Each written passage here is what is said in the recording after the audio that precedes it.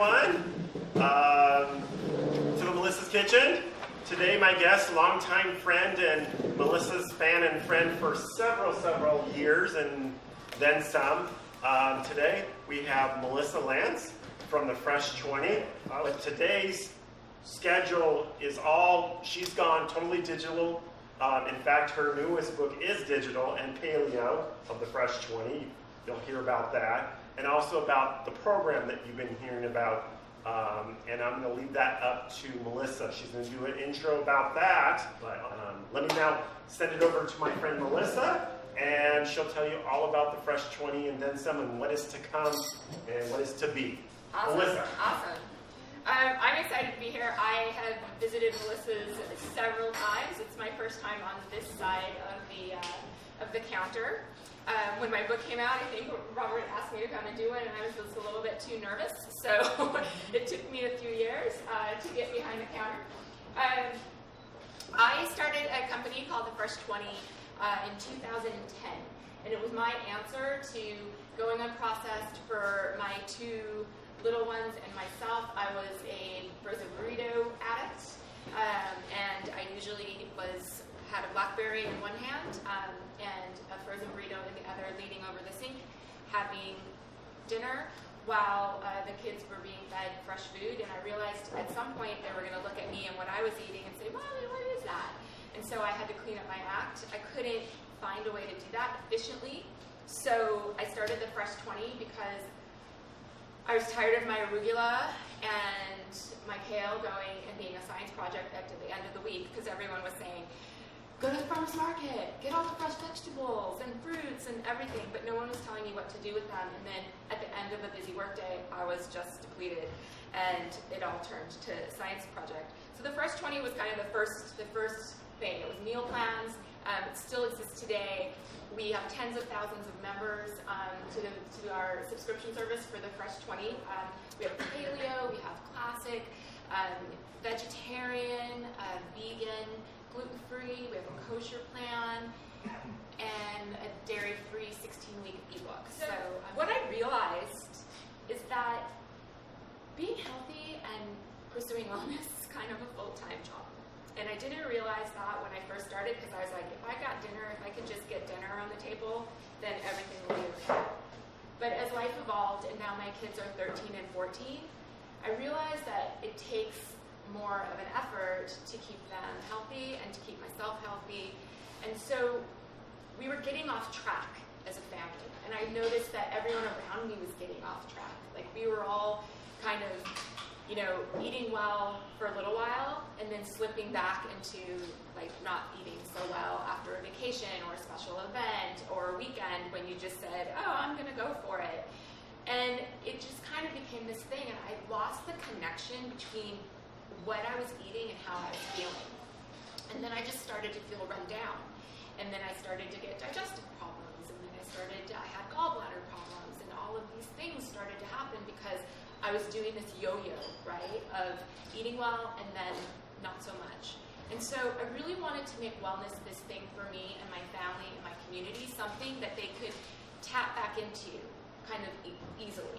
So I started building programs that were, I call them resets. And I started building these programs that were a way to tap back in to that good feeling that you get when you're eating really great food. And so the first one I did was in 2015. And I called it the Mind Body Reset, because it was really this thing of like, I need to feel good again. What's making me not feel good? I'm not quite sure because I stopped listening to my body. So let me remove dairy and gluten and sugar for a few weeks and see how I feel, right? So that I can hear my body again. And it was a massively successful program for the audience that I had then. And my subscribers were like, I need to do this every quarter. So we started doing them quarterly so that everyone could tap back into how they were feeling. So that's what you guys are going to be tasting today. Everything is gluten-free and sugar-free and dairy-free. And I hope you'll find that it's super delicious because it saved my life to be able to kind of take some of these things away so I could listen in again. And by eating this way and figuring out, it doesn't mean I never have dairy. I do. I love dairy. I'm a cheese fanatic. And it doesn't mean I never have gluten with cheese is bread. And it doesn't mean I never have sugar because I have a sweet tooth. It just means that this is my road back to wellness, right? This is the way that I cook for myself for a few weeks, and so that when I do have something, if it's really making me sick, or then my body can go, okay, like maybe we shouldn't do that, because if we keep doing that, we're going to be building up inflammation in our body, right? And inflammation leads to disease. So that is what this menu is about today. So today, from this summer reset, some of the things that you guys are going to try today that the chefs here made, and they probably made it better than I make it at home, was okay, so 2 of the recipes have meat, the rest are vegan. So it's a BLT frittata. So if you do eat meat, it's just a really great and yummy frittata. My kids love this one. It's a chicken and fruit salad. So it's kind of, I call it chicken salsa at home. It's really great. It has nectarines and some mint. There's spinach on the bottom. Just a really fresh, healthy way to have a summer salad of some sort. This is one of my family's favorite. It's a Lebanese potato salad. So it has mint and parsley, and there's no, mayonnaise or anything heavy on it. It's super, super light, but so flavorful. Such a good summer and early fall thing to have. One of the easiest potato salads that you will ever make. I don't know, I shouldn't say that. I should ask Chef. It was you boil the potatoes and then mix in, lemon, mint, parsley. This is a vegan chopped salad. The chopped salad is, now you guys know that Melissa's has all these amazing things, right? Because we're at a produce company. I actually put this one on the menu because I was like, oh, Robert would be so proud of me. Like, it's a vegan chopped salad. It has everything that he has. But everything. I really thought about, like, the fresh produce aspect of everything, right? Because fresh food is so amazing. It has, like, a avocado dressing on it. So it's like makes it creamy a little bit. But, again, it doesn't get into any of those heavy things. Again, really, really light, but delicious. Then we're going to do a red lentil curry over quinoa. I love these 2 things. So I am the proponent of fresh food, fresh produce, and everything else. I am not a proponent of overworking when there's an alternative that's equally as good. So I don't know if you guys have had the steamed lentils that they have, but they're always done perfectly. And I buy these because I overcook mine. Every single time. I can't. Christina knows. She works she's my kitchen manager. I overcook them. She cooks them perfectly. So if I'm cooking, I use these. And then the cooked quinoa, just so perfect.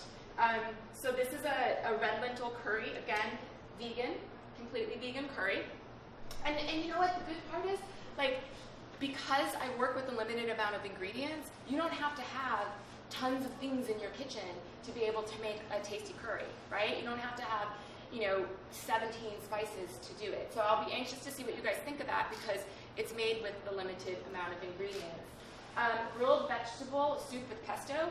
This is a recipe that came up out of just wanting to plan ahead and grill a whole bunch of vegetables on the grill. And that's one meal to have with something else. Maybe, if you're a carnivore, grilled chicken or just the grilled vegetables and some rice or something. And then I had all these grilled vegetables left and I had to feed the family. And I was thinking to myself, why couldn't I chop those vegetables up, put some other things in and have a grilled vegetable soup? And it was just, I loved it. It was delicious.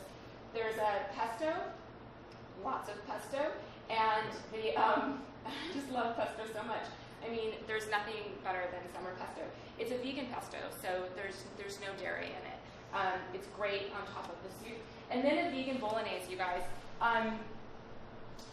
We launched a vegan plan about 6 months ago, and this was one of the first recipes we developed for that vegan plan. Was the vegan bolognese, just giving a way to have a really delicious, hearty vegan meal that didn't have the dairy. And I have to tell you, my kids do put Parmesan on it, but it's delicious the way that it is as well. So that's the menu for today, a little bit of fresh fruit.